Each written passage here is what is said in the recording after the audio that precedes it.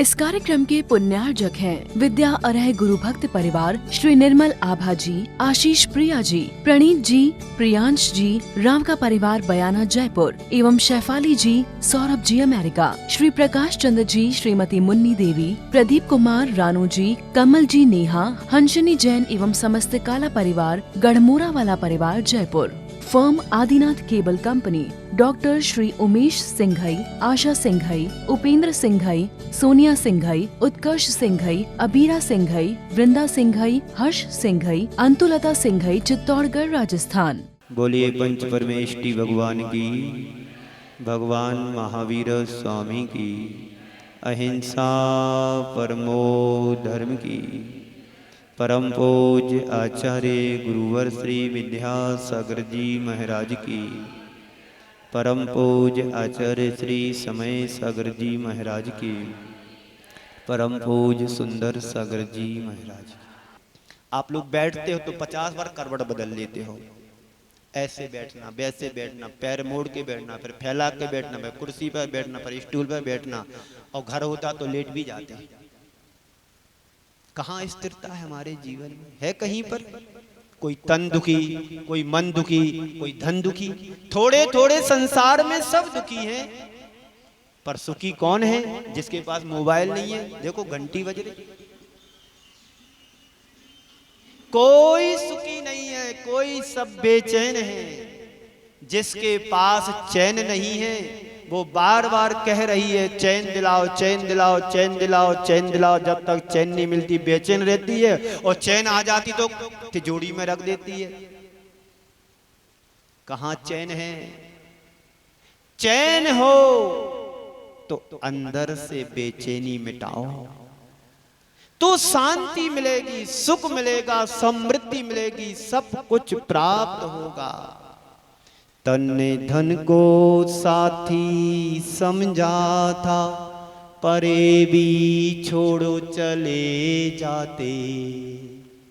किसको अपना माना? जिसको आज तक हमने अपना माना है, मकान को अपना माना, दुकान को अपना माना, पति को अपना माना, पत्नी को अपना माना, संपत्ति को अपना माना, संपदा को अपना माना, पर ये बताओ मकान और दुकान ने आपसे कभी कहा कि हम तुम्हारे हैं? बोलो। मकान कहते हैं मेरा है, मेरे बाप दादाओं का है, पूर्वज मुझे देकर के गए। मंदिर मेरा है, मंदिर ने कभी आपसे कहा कि हम तुम्हारे हैं? नहीं, कोई नहीं कहता है कि हम तुम्हारे हैं।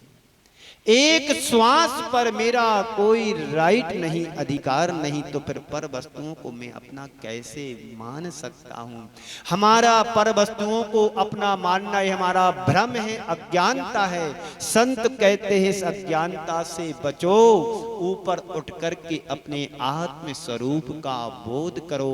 आचार्य कुंद देव कहते हैं समय सार में, एगो में सास दो आधा दंसड़ नान लखड़ो, शेषा में बाहिरा भावा सभ्य संयोगा लखड़ा। मैं एक आत्मा शाश्वत आत्मा हूं, एगो में सास दो आधा, मैं एकमात्र शाश्वत आत्मा हूं। शेषा में बाहिरा, जितने भी संसार के संयोग शेष हैं वो सब क्या है? पर है। पर सो मेरा नहीं होता है, जो मेरा है वही अपना है। आप सुकमाल मुनिराज के जीवन को याद करो। उनके सिर पर नहीं, वो दूसरे महाराज थे, गज कुमार मुनिराज थे। सुकमाल मुनिराज तो उनके लिए स्यालनी खा रही थी। भेद विज्ञान में डूबे, शरीर तो मैं नहीं हूं, जो मैं हूं उसे कोई छीन नहीं सकता है, छुड़ा नहीं सकता है, गला नहीं सकता है, जला नहीं सकता है। और जो जल रहा है, कट रहा, पिट रहा, वह मैं नहीं हूं। इस भेद विज्ञान के बल पर उन्होंने अपनी आत्मा का कायाकल्प कर लिया। और अपने लिए थोड़ा सा मच्छर आता है तो बड़ी तकलीफ होती है, हाथ तो वहीं जाता जहां मच्छर बैठा है, उसका ही तुम बर्बाद कर देते हो। कितनी मुश्किल से उसने तीन इंद्री, चौरिंद्री, पंचेंद्री पर्यायों को पाया। एक एक इंद्री पाना कितना दुर्लभ है। दुर्लभ है निगोद से थावर अरु तरस गति पानी, नर काया को सुरपति तरसे सो दुर्लभ प्राणी। कितनी दुर्लभता बतलाई हमारे आचार्यों ने एक एक इंद्री को। आप मनुष्य बने हो तो यूं ही नहीं बने मनुष्य, असंख्यात अनंत जन्मों का पुण्य तुमने संचित किया होगा, तब कहीं जाकर के भिंडर ग्राम में जन्म लिया। ना जाने एक एक इंद्री बनकर के पत्तों में घूम करके, वायु में जाकर के, अग्नि में जाकर के, जल में जाकर के, एक जीव एक बूंद अनछने पानी में असंख्यात जीवों की उत्पत्ति होती है। शास्त्रों का प्रमाण ये कहता है कि एक बूंद अनछने पानी में इतने जीव बनते हैं कबूतर के 2.5 दीप में वो कबूतर समाती नहीं है, भर जाता है। और अपने द्वारा हर दिन हर रोज कितना अनछना पानी अपने द्वारा व्यर्थ में बहा देते हैं। विचार करने वाली बात है, सोचने वाली बात है। अनावश्यक, चलो ठीक है, जो पाप हमारे द्वारा हो रहा है उससे बचे ना बचे, लेकिन अनावश्यक पाप से तो हम बच सकते हैं। कोशिश हमारी होना चाहिए। यही स्वाध्याय का फल है, यही उपदेश का फल है कि हमारी प्रवृत्ति में कुछ ना कुछ परिवर्तन आना चाहिए। आप लोग, कुछ महिलाएं दोपहर में आई थी, बोल रही थी, ए महाराज जी आए, ओ महाराज जी आए, सबकी कहानी धीरे धीरे सुना रहे थे। फिर बोल रही थी, उन्होंने ये पढ़ाया, उन्होंने ये लिखाया, उन्होंने ये सिखाया।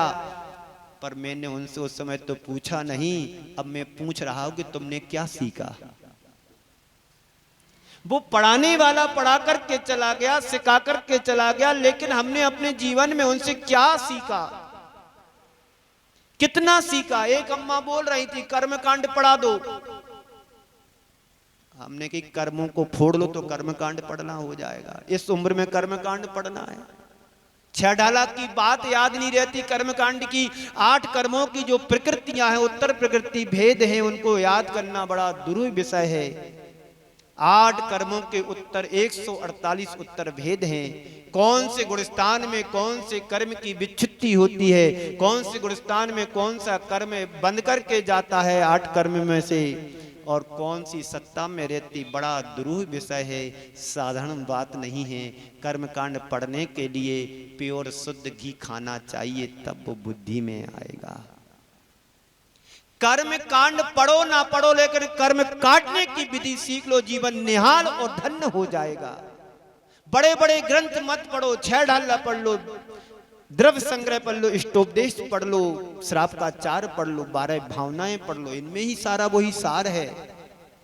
श्राप का 4 का विषय ज्ञात नहीं और एमए की क्लास पढ़ने जा रहे। हमारे गुरुदेव कहा करते थे कि प्राइमरी को सीखो, फिर बाद में एमए की क्लास पढ़ना। तो बंधुओं, हम सबका जीवन विषमताओं से भरा हुआ है। अब हमें समता चाहिए। समता कहां से आएगी? तो संत कहते हैं, adjustment as you like it's your life. जो जैसा है उसे वैसा जीना सीखो। एडजस्टमेंट एंड कंप्रोमाइज की युक्ति को अपनाओ। एक व्यक्ति था, परिवार के लोग कह रहे हैं, तंगी के दिन थे, पत्नी कह रही है ठंडी के समय है, कोट सिलवा लो। क्या कर लो? कोट। सर्दी के दिन है, कोट सिलवा लो। बच्चे, परिवार के लोग कह रहे हैं कि स्कूटर लाओ। गरीबी के दिन है, तंगी के दिन है, दोनों चीजें कैसे हो पाएंगी? पैसे कम हैं। तो घर के स्वामी ने सोचा कि दोनों की बात को मान लिया जाए। तो क्या किया उन्होंने? सिलवाया तो कोट और टांगते गैरेज में है। सिलवाया तो कोट, टांगते गैरेज में है। स्कूटर कहां रखा जाता है? तो कम पैसे में दोनों काम हो गए। इस कोट भी सिल गया और गैरेज भी बन गई। यदि स्कूटर लाते, ना गैरेज बनती ना कोट आता। तो कंप्रोमाइज एंड एडजस्टमेंट की युक्ति अपनाओ। आज का दिन लगभग ऐसा ही मुझे समझ में आ रहा है। कंप्रोमाइज कर लिया तो यहां पर एडजस्टमेंट दिखाई दे रहा है। तो 12 भावनाएं हमारे जीवन को संतुलित बनाती हैं। एक एक भावना यदि हम भाएंगे तो हम अपने जीवन को कुछ उपलब्धियां प्राप्त कर पाएंगे, जीवन को परिवर्तित कर पाएंगे। अस्थिर भावना, असरण भावना, संसार भावना, एकत्व भावना, भिन्न भावना, असुचि भावना, आश्रव भावना, संबर भावना, लोक भावना, बोधि दुर्लभ भावना और धर्म भावना, ये 12 भावनाएं बड़ी जानदार हैं। इनकी यदि आप शब्द पर ना जाए, शब्द के अर्थ पर जाओगे तो सारा विज्ञान हमारे जीवन से छिपा हुआ है, जीवन में छिपा हुआ है। जैसे सूरज निकलता है, शाम को अस्त हो जाता है, चांद रात में निकलता है, दिन में छिप जाता है, ऋतुएं आती हैं। 2 दिन पहले बहुत बारिश हुई, तूफान आया, आज देखो गर्मी आ गई। आज से 3 महीने पीछे जाएंगे तो सर्दी थी, कांप रहे थे, बिहार कर रहे थे, सूर्य दिखता नहीं था, औस गिर रही थी, गलाव हो रहा था। अब एकदम गर्मी आ गई। धीरे धीरे परिवर्तन प्रकृति में आता है तो हमारे जीवन में भी परिवर्तन आता है। इस परिवर्तन से हमें बहुत कुछ सीखने के लिए मिलता है। जैसे हमारा जीवन स्थिर नहीं है, वैसी प्रकृति भी स्थिर नहीं है। जैसे हमारी आयु स्थिर नहीं है, वैसी प्रकृति स्थिर नहीं है। जैसे औस की बूंद स्थिर नहीं है, वैसे ही हमारा जीवन स्थिर नहीं है। संसार में हर तरफ बदलाव बदलाव, सिर्फ बदलाव बदलाव ही दिखाई दे। समय बदला, परिधान बदला, वेशभूषा बदली, खान पान बदला, और जब खान पान बदल जाता है तो खानदान भी। जिसका बिगड़ा खान पान उनका बिगड़ा खानदान। यहाँ तो सब अच्छे बैठे हैं ना, खानदान वाले बैठे ना, खाने पीने वाले तो नहीं बैठे ना, बहुत अच्छा है। तो खान पान भी बदला है, जीवन भी बदला है, शहर भी बदला है, गांव भी बदला है। अब कुछ लोग कह रहे थे महाराज श्री यहाँ पर तो कुछ बचे ही नहीं है, सब बाहर गांव चले गए। हमने कहा आप भी चले जाओ। अरे जो सुकून हमें गांव में मिलता है, बड़े बड़े घर होते हैं, दहलाने होती हैं, गाय भैंस बकरी होती हैं, खेती किसानी होती है, और शहर में जाकर के छोटे से हिस्से में सिमट करके रह जाते, जहां पर एक श्वास भी हम स्वतंत्रता से नहीं ले पाते हैं। तो हमारा गांव बहुत अच्छा है, अपना देश अच्छा है। आजा आजा अपने देश में भी है रोटी, ओ परदेश को जाने वाले। आजा आजा अपने देश में भी है रोटी, इस पैसे ने देश छुड़ाया। आपने गाना सुना होगा ना, इस पैसे ने देश छुड़ाया, आजा लौट के आजा, अपने गांव में भी है रोटी। जब सिकंदर यूनान से चलकर के भारत आया, यूनान से चलकर के भारत आया और भारत में एक गांव में पहुंचा जहां पर महिलाएं थी, पुरुष एक भी नहीं था। यहां पर तो कम से कम पुरुष मिल रहे हैं देखने को लिए, यहां पर कम से कम पुरुष देखने के लिए मिल रहे हैं। इस गांव में पहुंचा जिस गांव में सिर्फ महिलाएं थी, पुरुष एक भी नहीं था। शाम का वक्त था, हारा थका बड़ा बलिष्ठ शरीर उसका था। पहुंचा और एक कहती अम्मा से कहता है मुझे भूख लगी है, रोटियां ला के दो। रोटी नहीं, रोटियां ला के दो। मुझे भूख लगी है, रोटियां ला करके दो। एक समझदार महिला अंदर जाती है अपने घर में, एक बड़े थाल में सोने की मोहरें सज करके लाती है और लाल कपड़े से ढक करके और सिकंदर के सामने बढ़ाती हुई कहती लीजिए रोटियां। जैसे ही सिकंदर ने वो कपड़े को अलग किया तो उसकी आंखें चमचमा गई। ये क्या बदतमीजी है, मैंने कहा कि मुझे रोटियां चाहिए, ये मोहरें नहीं चाहिए। तो उस महिला ने जो जवाब दिया वो जरा सुनने लायक है।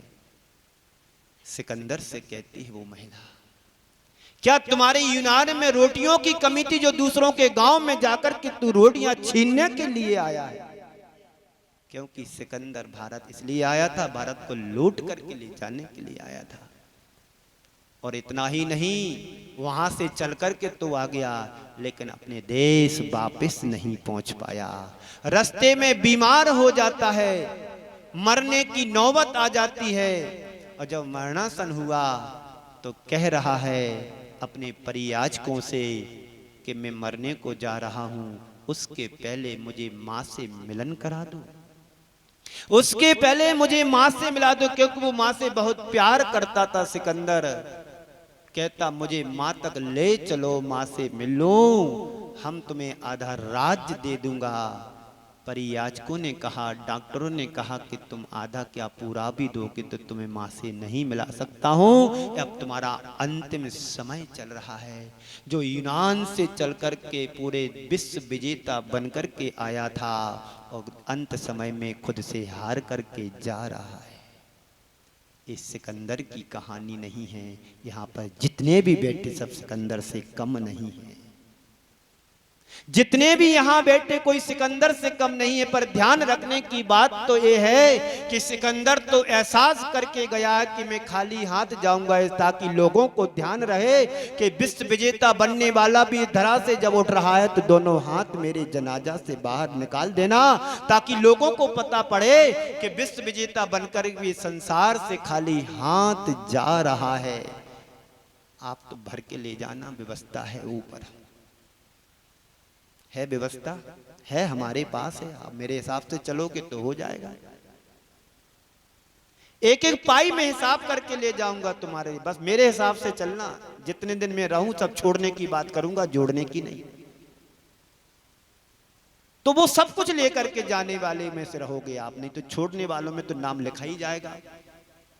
शांतिलाल जी, जयंती लाल जी, और क्या क्या नाम है मुझे पता नहीं है। आप अपने नाम लिखकर 2-4 नाम यहां रख देना, ताकि मैं बोल सकूं सबके नाम। तो जीवन में कहीं पर भी हमें एक रूपता, समरसता दिखाई नहीं देती। हमारा जीवन विषमताओं से भरा हुआ है। हमारे जीवन में खिन्नता भी है, हमारे जीवन में विषमता भी है, हमारे जीवन में क्रोध भी है, मान भी है, माया भी है, लोभ भी है। सब कुछ हमारे जीवन के साथ जुड़ा हुआ है। संत कहते हैं ये तुम्हारे स्वभाव नहीं विभाव है। स्वभाव में ना राग है, ना द्वेष है, ना मोह है। इससे ऊपर उठने वाला स्वभाव जो बीत रागता है वो हमें होना चाहिए। बीत रागता क्या है? जहां पर राग बीत गया उसका नाम बीत रागता है। इस कार्यक्रम के पुण्यार्चक थे विद्या अरह गुरु भक्त परिवार श्री निर्मल आभा जी, आशीष प्रिया जी, प्रणीत जी, प्रियांश जी, राम का परिवार बयाना जयपुर एवं शैफाली जी, सौरभ जी अमेरिका, श्री प्रकाश चंद्र जी, श्रीमती मुन्नी देवी, प्रदीप कुमार, रानू जी, कमल जी, नेहा, हंसनी जैन एवं समस्त काला परिवार गढ़मोरा वाला परिवार Jaipur. Firm Adinath cable company, doctor Shri Umesh Singhai, Asha Singhai, Upendra Singhai, Sonia Singhai, Utkarsh Singhai, Abira Singhai, Vrinda Singhai, Harsh Singhai, Antulata Singhai, Chittorgarh Rajasthan.